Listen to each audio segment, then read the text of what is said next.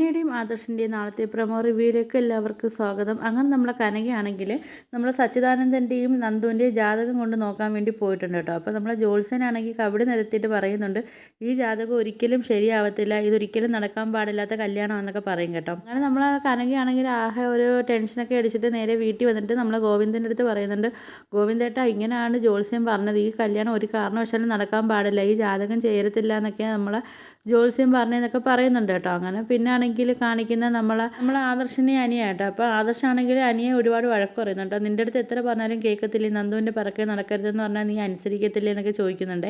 എന്നിട്ട് പറയുന്നുണ്ട്, എന്തായാലും അനാമിക ഇനി നിൻ്റെ ജീവിതത്തിൽ ഉണ്ടാവത്തില്ല, അപ്പോൾ അത് കഴിഞ്ഞിട്ട് എന്തായാലും നിനക്ക് ഇനി ഒരു പെണ്ണിനെ ഞങ്ങൾ നോക്കിയൊക്കെ കല്യാണം കഴിപ്പിച്ചോളാം, ഇനി ഒരു അബദ്ധം പറ്റില്ലെന്നൊക്കെ പറയുന്നുണ്ട് കേട്ടോ. അപ്പോൾ ഇത് കേൾക്കുമ്പോഴാണെങ്കിൽ നമ്മൾ എനിക്കാണെങ്കിൽ ഒട്ടും ഇഷ്ടപ്പെടുന്നില്ല, പിന്നെ ചേട്ടനല്ലേ അതുകൊണ്ട് തിരിച്ചൊന്നും പറയാനും പറ്റുന്നില്ല. ആദർശം പറയുന്നുണ്ട്, നിനക്ക് സാവകാശം കല്യാണം മതിയെന്നൊക്കെ നിനക്ക് തോന്നും, അതിൻ്റെ കാരണമൊക്കെ എന്താണെന്ന് എനിക്കറിയാമെന്നൊക്കെ ഇങ്ങനെ പറയുന്നുണ്ട് കേട്ടോ.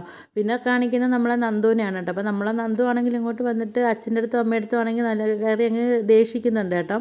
ഇയാൾക്ക് കുറച്ച് ദിവസം കൊണ്ട് ഇയാളൊരു പെരുമാറ്റവും സംസാരത്തിലൊക്കെ എനിക്ക് എന്തോ ഒരു പന്തി പക്ഷക്കൊക്കെ എനിക്ക് തോന്നിയത്. പക്ഷേ ഇയാൾ എൻ്റെ അടുത്ത് ചോദിക്കാതെ വീട്ടിൽ വന്ന് കല്യാണം ആലോചിക്കുമെന്നൊന്നും ഞാനൊരിക്കലും വിചാരിച്ചില്ല എന്നൊക്കെ പറയുന്നുണ്ട് കേട്ടോ. അത് നമ്മൾ നന്ദു പറയുന്നുണ്ട്, എനിക്ക് എന്തായാലും ഒരു പോലീസ് ഓഫീസറിനെ കല്യാണം കഴിക്കാൻ എനിക്ക് തീരെ താല്പര്യമില്ല എന്നൊക്കെ ഇങ്ങനെ പറയുന്നുണ്ട് കേട്ടോ. അപ്പോൾ നമ്മൾ നന്ദു ആഗ്രഹം തുറന്നടിച്ചങ്ങ് പറയുന്നുണ്ട് കനകയെടുത്തും ഗോവിന്ദൻ്റെ അടുത്തും. ഇനിയാണെങ്കിൽ കല്യാണാലോചനയൊക്കെ അറിഞ്ഞിട്ടാണെന്ന് തോന്നുന്നു കേട്ടോ. നമ്മളെ നന്ദുവിനെ കാണാൻ പോകുന്നുണ്ട്.